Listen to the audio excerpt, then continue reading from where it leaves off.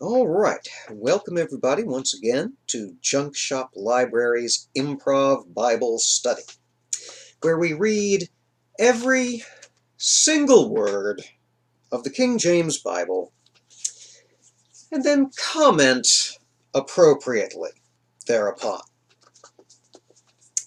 or perhaps inappropriately if you're under the age of majority in your jurisdiction. Having dealt with the issue of menstrual uncleanness last time, we will turn now to Leviticus, the 16th chapter. More burnt offerings. Hooray. And the Lord spoke unto Moses after the death of the two sons of Aaron, when they offered before the Lord and died. And the Lord said unto Moses, Speak unto Aaron thy brother, that he come not at all times into the holy place within the veil before the mercy seat which is upon the ark, that he die not. For I will appear in the cloud upon the mercy seat. Thus shall Aaron come into the holy place, with a young bullock for a sin offering, and a ram for a burnt offering. He shall put on the holy linen coat, and he shall have the linen breeches upon his flesh, and shall be girded with a linen girdle, and with the linen mitre shall he be attired. These are holy garments, therefore shall he wash his flesh in water, and so put them on. And he shall take of the congregation of the children of Israel 2 kids of the goats for a sin offering, and 1 ram for a burnt offering. And Aaron shall offer his bullock of the sin offering, which is for himself, and make an atonement for himself and for his house. And he shall take the 2 goats, and present them before the Lord at the door of the tabernacle of the congregation. And Aaron shall cast lots upon the 2 goats, 1 lot for the Lord, and the other lot for the scapegoat. And Aaron shall bring the goat upon which the Lord's lot fell, and offer him for a sin offering. But on the goat on which the lot fell to be the scapegoat shall be presented alive before the Lord, to make an atonement with him, and to let him go for a scapegoat into the wilderness. And Aaron shall bring the bullock of the sin offering, which is for himself, and shall make an atonement for himself and for his house, and shall kill the bullock of the sin offering, which is for himself. And he shall take a censer full of burning coals of fire from off the altar before the Lord, and his hands full of sweet incense beaten small, and bring it within the veil. And he shall put the incense upon the fire before the Lord, that the cloud of the incense may cover the mercy seat that is upon the testimony, that he die not. And he shall take of the blood of the bullock, and sprinkle it with his finger upon the mercy seat eastward. And before the mercy seat shall he sprinkle of the blood with his finger 7 times. Then shall he kill the goat of the sin offering, that is for the people, and bring his blood within the veil, and do with that blood as he did with the blood of the bullock, and sprinkle it upon the mercy seat, and before the mercy seat. And he shall make an atonement for the holy place, because of the uncleanness of the children of Israel, and because of their transgressions in all their sins, and so shall he do for the tabernacle of the congregation, that remaineth among them in the midst of their uncleanness. And there shall be no man in the tabernacle of the congregation, when he goeth in to make an atonement in the holy place, until he come out and have made an atonement for himself, and for his household, and for all the congregation of Israel. And he shall go out unto the altar that is before the Lord, and make an atonement for it, and shall take of the blood of the bullock and of the blood of the goat, and put it upon the horns of the altar round about. And he shall sprinkle of the blood upon it with his finger 7 times, and cleanse it, and hallow it from the uncleanness of the children of Israel. And when he hath made an end of reconciling the holy place, and the tabernacle of the congregation, and the altar, he shall bring the live goat.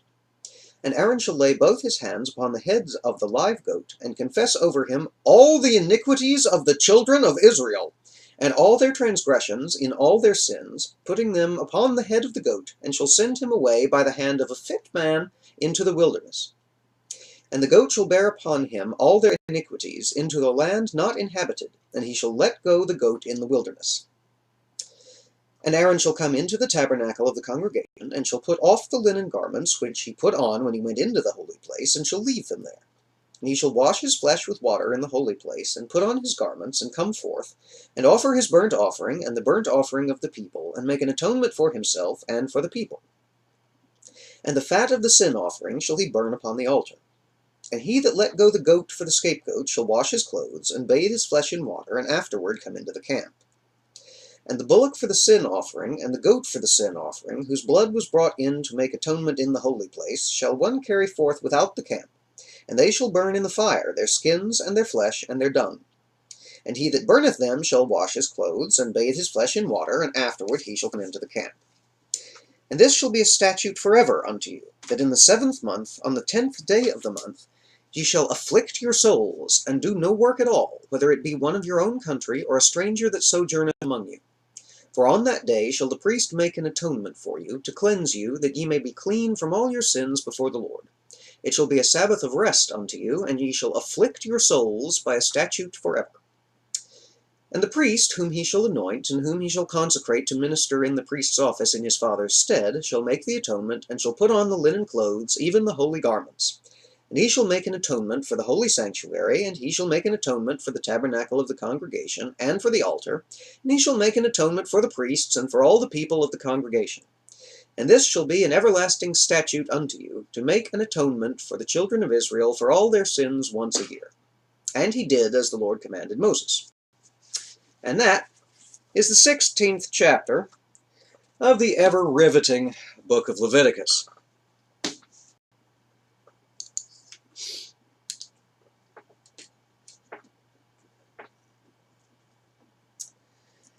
All right.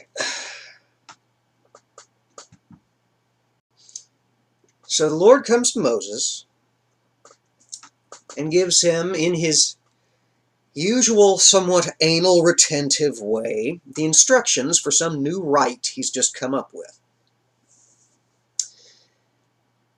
And Aaron has to do this for no readily discernible reason, except that apparently anything that has to be done, it needs to be Aaron or Aaron's sons and not Moses, because Moses has to do all the hard work of sitting around writing stuff down into the volcano smoke all day, and it would be too heavy a burden on him to both receive the word of the Lord and write down the word of the Lord and carry out some portion of the word of the Lord. You know, it's hard out here for a pimp.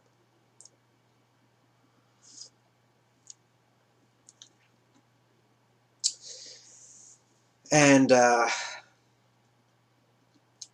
Lord tells Moses to tell Aaron that on, what was it, month 7, day 10, or vice versa, of the year, he's to do this whole elaborate sacrifice with special hat and special underwear and special incense, the right kind of incense, not the kind that got his two of his sons all immolated to death and stuff. And he's got to do all this in a very particular way, and it absolutely, positively must be done before 10 o'clock in the evening, because we all want to get home in time to watch Dick Clark.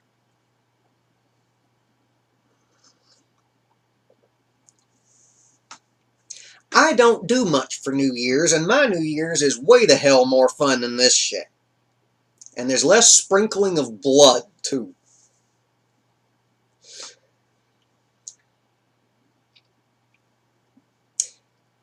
I have friends who are observant in the Jewish faith. While it is no longer celebrated with multiple literal burnt offerings, it is still a big honkin' deal, this Day of Atonement, Yom Kippur.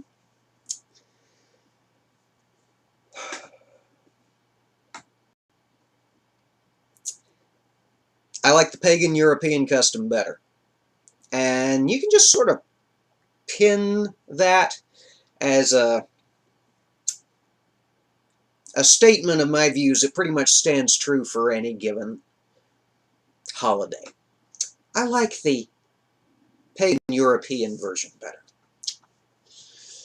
And that's all there is in this one. Just more animal sacrifice and more sprinkling of blood and more make sure you do it exactly this way lest I get pissed off and kill you.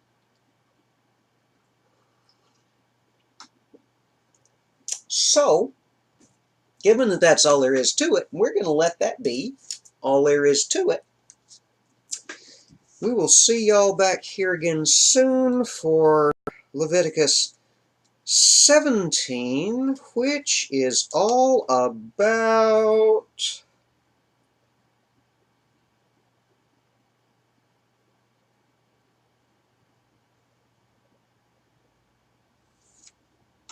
I saw the word devil, whoring, and blood. This is either more incredibly hyperbolic, thou shalts and thou shalt nots, or stuff just got real interesting in the camp of the Israelites, and you'll just have to check back with us next time to see which that is. Poke the Pope to subscribe. Check out the rest of the Leviticus playlist over here. Genesis and Exodus are back on the homepage. Throw me those thumbs ups if you like what you're seeing. And if you do subscribe, make sure to turn on your notifications because I don't do these on a super regular schedule. Y'all take care and be safe. And we'll see you again soon.